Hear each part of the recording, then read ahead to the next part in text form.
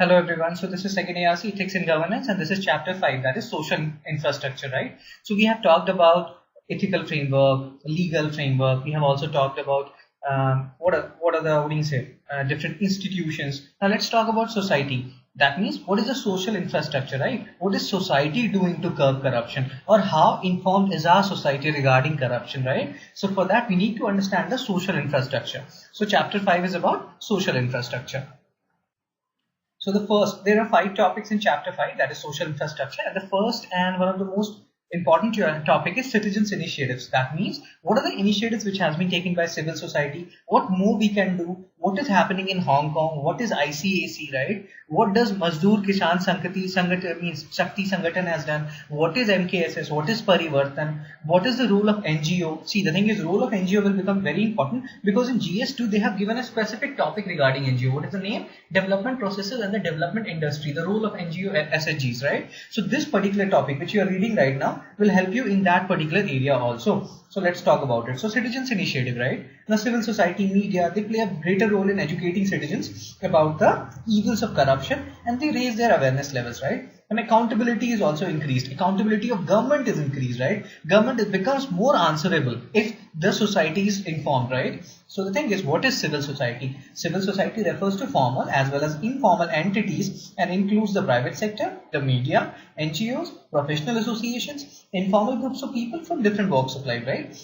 See, the thing is, what does this civil society do? They change the public attitude to corruption, and the same thing has been done by ICAC in Hong Kong. Now what is ICAC and why do we need similar kind of organization in India? Now ICAC is Independent Commission Against Corruption, which is there in Hong Kong, and it has brought changes in the public attitude to corruption. And what has happened? Because of this, public has become active rather than passive opposers of corruption, and all these through publicity campaigns. So what do they do? ICAC, what do they do? They do radio and television broadcasting. They runs different programs related to corruption. So all these things are needed to be done here. There should be a specific machinery dealing specifically with corruption, just like ICAC or Hong Kong. Now in India, what is happening? In India, civil society initiatives have grown from early 90s, right? See, the thing is, there was a Jan Sunwai which was done by MKSS in Rajasthan and Parivartan. See, MKSS is an NGO of Rajasthan and Parivartan is an NGO of Delhi. So any question related to NGO, you can give these two peoples or give these two names of the organizations, right? These two are very good organizations. They have done a substantial amount of things. Now the thing is, so there was a Jan Sunwai which was done by MKSS and Parivartan. Delhi has also done a substantial amount of things. We will see what. Now the thing is, and yeah, apart from that, they were a campaign for electoral reforms and citizens charter by Lok Satta.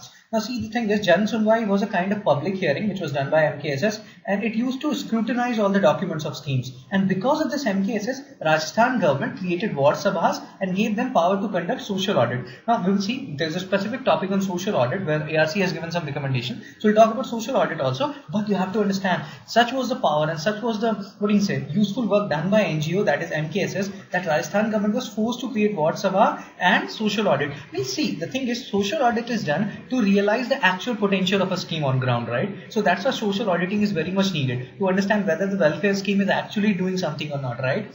So right, now let's talk about the roles of NGOs. And the thing is, this was about MKSS. What did Parivartan do? Now Parivartan filed an RTI to expose corruption in PDS in Delhi. So the thing is, all these NGOs, we are right now talking about an era, or we are right now living in an era where lots of curbs are being imposed on NGOs, right, regarding their funding. So you can talk about lots of negative aspects, but when it comes to positive aspects, you can talk about these things. That because of this, ward sabhas were established in Rajasthan. Because of these NGOs only, corruption in PDS were exposed. So you can give these examples. This will help your point, right?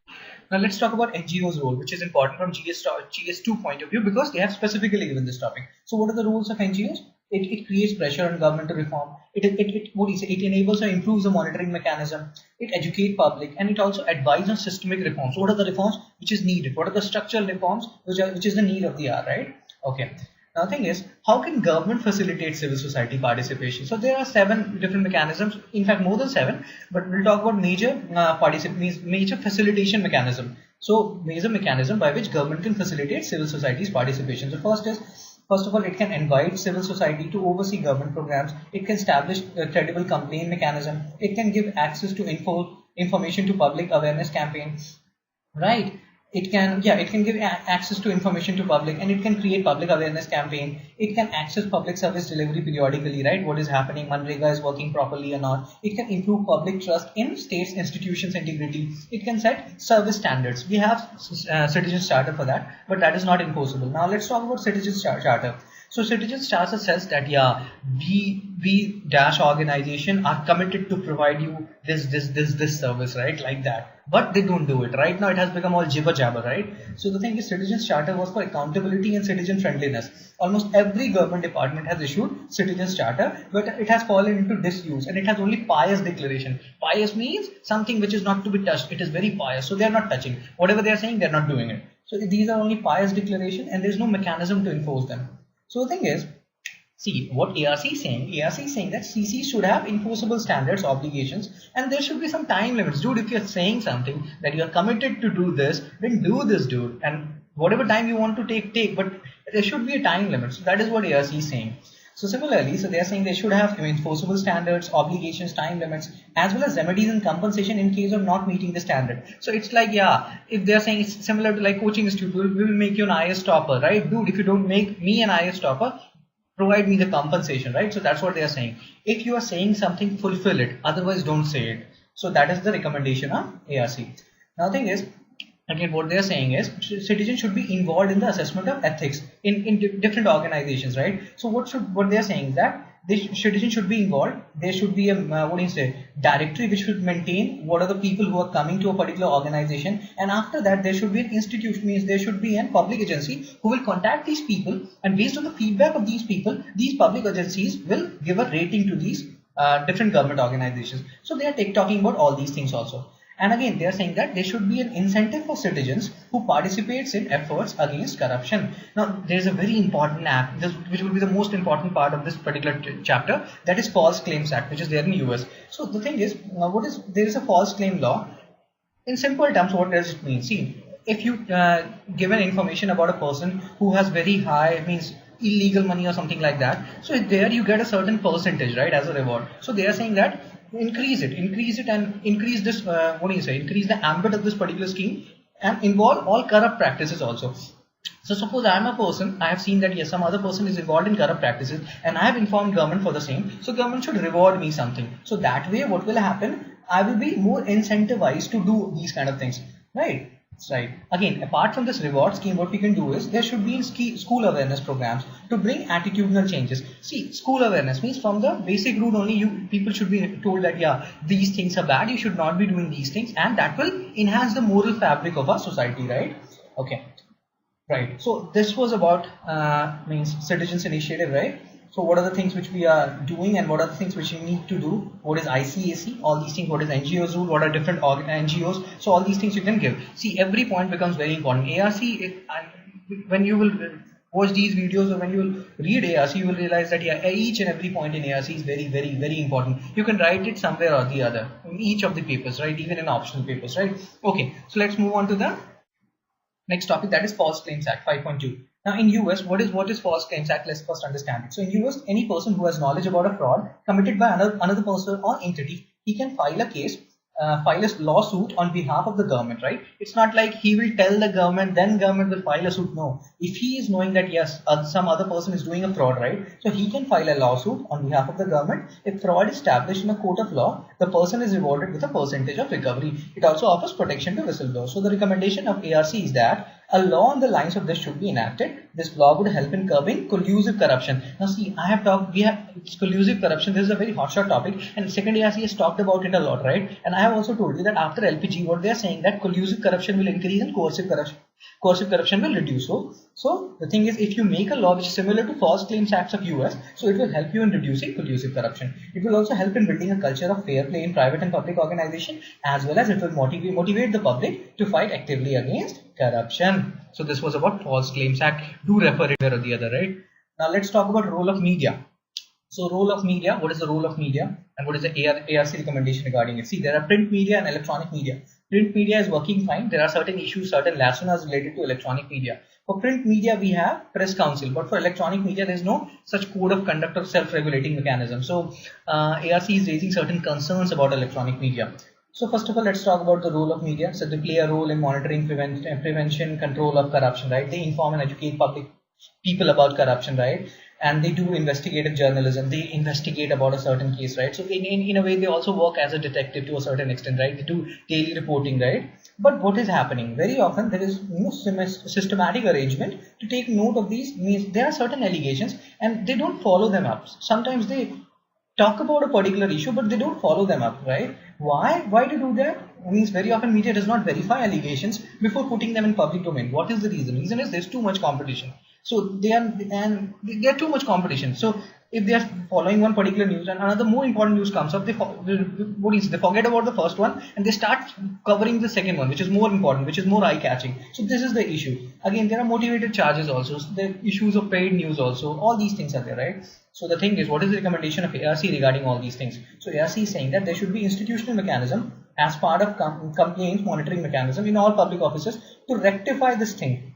So let's understand it in a simpler way. So they are saying that there should be a complaint monitoring mechanism, right, in all public offices. So that way what will happen? All the complaints will be monitored in a proper way, right? And you have to keep on periodically update public about what is happening regarding a particular complaint. So that is the whole thing. Again, and what they are again saying, they are saying that there is another recommendation of ARC. What they are saying that media should evolve code of conduct and norms for screening info, and all stakeholders, including the accused, should be given a fair chance to put forth his version, right? So they are saying that media should, especially electronic media. For print media, we have Press Council of India, and they have prescribed a code of conduct for print media, but there is no code for electronic media. So they are saying, ARC is continuously saying that there is a need for code of conduct and a self-regulating mechanism for electronic media. Self-regulating mechanism, it is similar to internal regulator. What is internal regulator? We have already discussed it. So do go back to previous ARC lectures, you will understand what is the difference between internal and external regulator, right? Okay, so the thing is, Press Council, we know they have prescribed a code of conduct for print media, but there is no code for electronic media. Minister of Information and Broadcasting has prepared a draft, which is called draft, that is Broadcasting Services Regulation Bill. And again, that proposed BRAI, what is that? Is Broadcasting Regulatory Authority of India. So BRAI gives licenses, oversees electronic media, and it lays down norms of broadcasting, and it provides a self-regulatory mechanism. But the thing is, it provided for it, and ARC is saying that, again I will reiterate it, ARC is saying that there is a need for code of conduct and a self-regulating mechanism for electronic media. So in simple words, if we have to summarize the role of media and what ARC is saying that print media is fine, but we have to pay special attention for electronic media because there is no code of conduct for them as yet. So we need a code of conduct and as well as a self-regulating mechanism for electronic media. Right? Fine. Okay, now let's talk about social audit. Social audit, we have seen, if you want certain scheme to be successful, you have to have a social audit at periodic intervals, right? So what is the ARC recommendation regarding it? ARC is saying that it should be made a part of operational guidelines of all schemes. So they have also said that they will not go into the integrity or nitty-gritty of social audit. The only thing which they are saying, ARC is saying that it should be made part of all schemes. It should be a part of all schemes. It is very, very, very much needed, social audit, right? Okay. Now, next topic is building societal consensus, right? Now, see, the thing is, society, if you have a strong consensus about corruption, right? Right now, what is happening in society? More than corruption, we talk about religion, we talk about caste, and all these things happens, right? In most of the areas, in trade areas, what is happening? People vote on caste lines, religious lines, right? But the thing is, ARC is saying that a consensus should be built, and we need to build a broad consensus on corruption. And here. Means these manifestos of political parties can play a very big role, right? If in all political parties start saying, or in their manifestos, they start talking about corruption a lot more, and they keep corruption as a central issue, then people's behavior will change. It is similar to ICAC of Hong Kong. What is ICAC doing? They're continuously in print media and electronic media, they're continuously talking about corruption. So this is human tendency, human nature. If you keep on hearing about a certain thing now, so you will develop certain kind of attributes for that particular area, right? So that way our behavior will develop, or we will develop a consensus, our society will develop a consensus towards corruption, right? Or towards corruption removal, right? So that is what ARC is saying. ARC is saying that we need to build a societal consensus, right? Okay, so this is about chapter 5. Chapter 5 was small. Chapter 6 is very big. So again, I will cover it in 2 parts, and after that 7, 8, 9, I will cover it in a single video because 7, 8, 9 are small. So I think in 3 more lectures, we will be covering the second ARC. ethics in governance, and after that I have to start GS paper 2, paper 3 and paper 1 of October, right? Sorry, of September, right? So I have to cover that also. Okay, thank you.